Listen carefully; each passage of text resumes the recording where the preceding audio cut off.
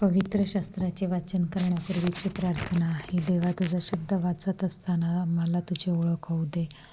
तुझे प्रेम व तुझे स्मरण रोजच्या जीवनात होण्यासाठी तू आम्हाला मदत कर. तुझा पवित्र शब्द आमच्या जीवनासाठी कशा प्रकारे आम्ही लागू करावा याची समज दे. हे पवित्र आत्मे आमच्यातील अज्ञान दूर कर. आमच्या कुटुंबात आणि या जगात हा पवित्र शब्द वाचत असताना तुझ्याविषयी व इतरांविषयी आमच्या हृदयात प्रेम प्रज्वलित कर. आमेन. मंगळवार, तारीख 18 ऑगस्ट. पहिले वाचन यहेजकेल अध्याय 28 ओवी 1-10. परमेश्वराचे वचन मला प्राप्त झाले की, मानवपुत्रा, सोरीच्या अधिपतीस सांग. प्रभू परमेश्वर म्हणतो, तुझे हृदय उन्मत्त होऊन तू म्हणतोस, मी देव आहे. भरसमुद्रात मी देवाच्या आसनावर बसलो आहे.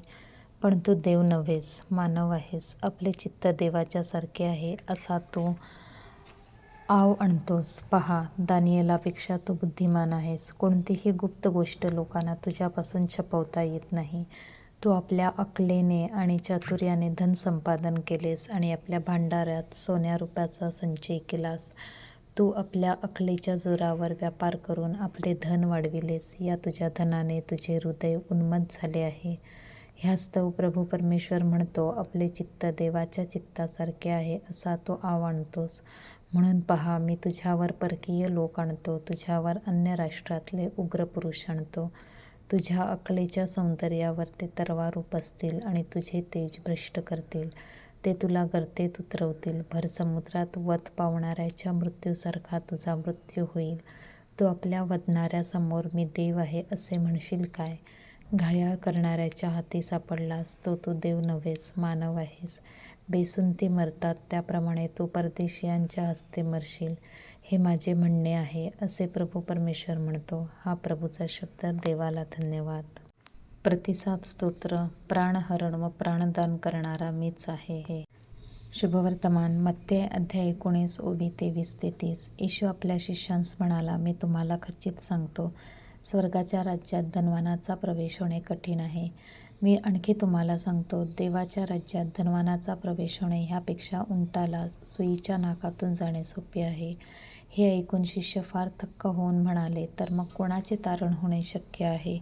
येशूने त्यांच्याकडे न्याहाळून पाहून म्हटले, माणसांना हे अशक्य आहे, देवाला तर सर्व शक्य आहे. तेव्हा पेत्राने त्याला म्हटले, पहा, आम्ही सर्व सोडून आपल्या मागे आलो आहोत, तर आम्हाला काय मिळणार?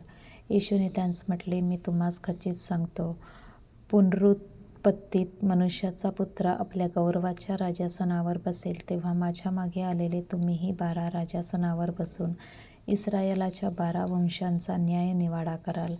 आणखी ज्या कोणी घरे, भाऊ, बहिणी, बाप, आई, मुले किंवा शेते माझ्या नावाकरिता सोडली आहेत, त्यांना अनेक पटीने मिळून सार्वकालिक जीवन हे वतन मिळेल.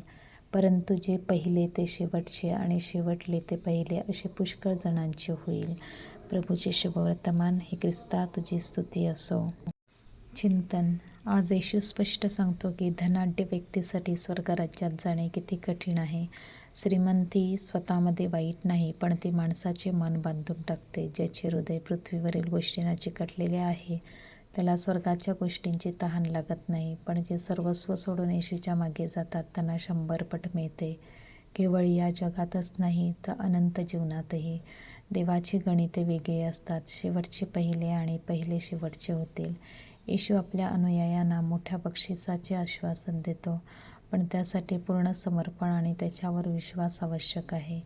प्रार्थना. प्रभू, तुझ्या राज्यासाठी सर्व काही सोडण्याची तयारी मला दे.